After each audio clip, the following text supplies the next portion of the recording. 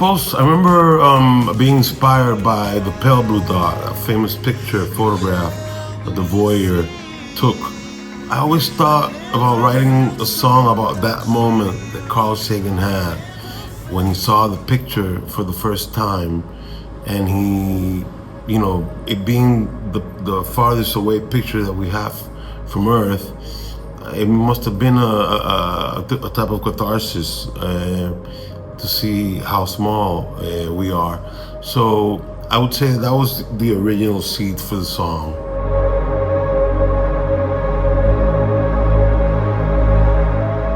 When I started working on the Great Planet Earth Debate, which is a science rock show that we created in 2010, and I started doing the research and seeing the content that was in science, both in Spanish and English, I think I realized, I knew about him before, but I think I realized his importance at that moment, because for good or for bad, for example, in Spanish, we do not have a Carl Sagan. We do not have somebody that has been so eloquent and so popular at putting out scientific information and telling the science story.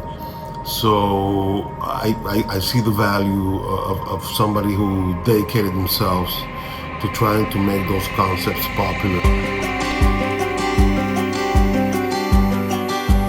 Well, I suppose it continues the main narrative, which I would say is bridging the gap between the Latin culture and the Anglo culture. Being brought up in Puerto Rico and having two cultures clashing and trying to be somewhere in between those two, you kind of realize you stand on a sort of fence. You can look at both sides and see what is good and what is not as helpful for both sides.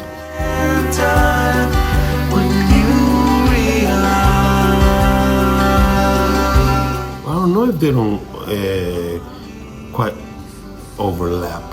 I believe that there's a sound to every story and to every subject. So you have things like Close Encounters of the Third Kind,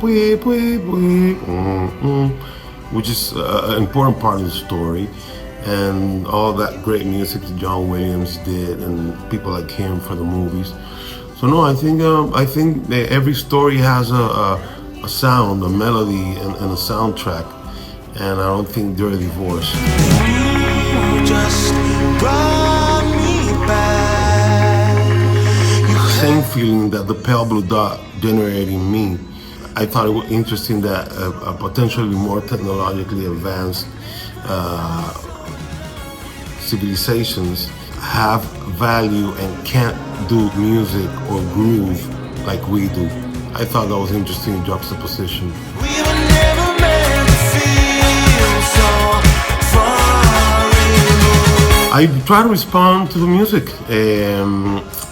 I am Puerto Rican, so we were Puerto Ricans making music, and I like to work with people from other places that I can meet through the internet. And we use the choir from Nigeria, but mostly we used them because I liked the arranger, the director.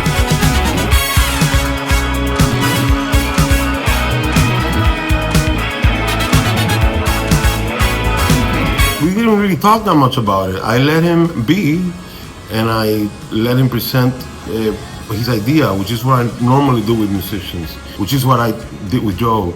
And I remember the first time that he sent something back to me, the first thing that I heard was like, "Tika, bam!" Oh my God, that's the road. I never felt so in touch with you. I never felt. I've always been attracted to that gospel choir kind of a thing. I grew up in church, and I know the power of that choir thing. So I love that sound. I've used kids choirs before. I thought the song would benefit from choir, and I found iTunes Joe.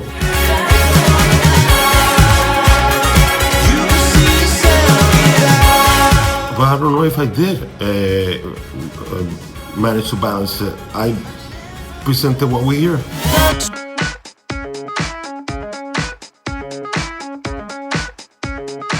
That's a good question. I think music has particular powers that no other art form has. Music is the only art form without a visual, and that allows it to be a big canvas for a bunch of things. So in many ways, it is the most universal language. What kind of a peace do I mean, and what kind of a peace do we seek? They all respond to the same principles of tension and resolution. So if he has motion, he has to create tension, he has to create patterns, drones, and resolutions. So I do not see the big difference. I realize the pursuit of peace is not as dramatic as the pursuit of war. I mean, they're nice recognitions. Being a musician, I never dreamt of Emmys. You dream of Grammys.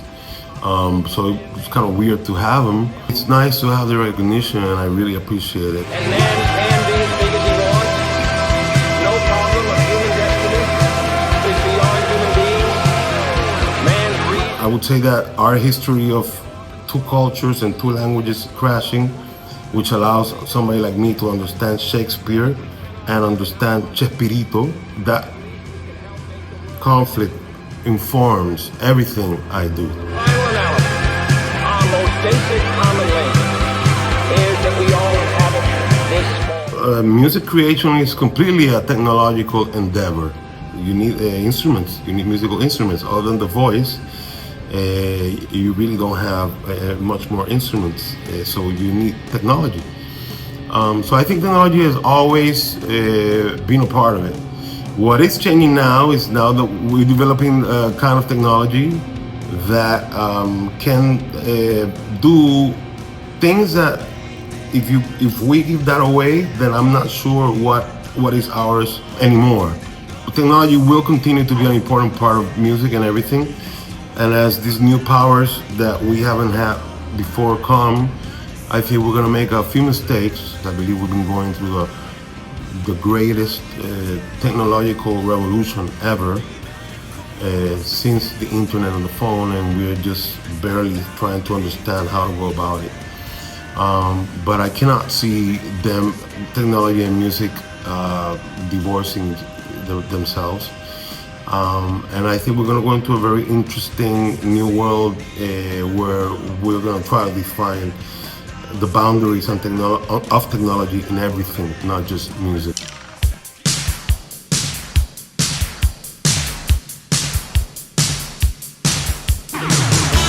Well, that's a good question too. I think I will probably put Aguas de Marzo by Tom Jobim. I will probably include Tomorrow Never Knows by the Beatles, because to me that song is a good mantra. And I will probably include this song makes me so happy that I'm probably gonna want to take it with me. Space Age Love Song. It's the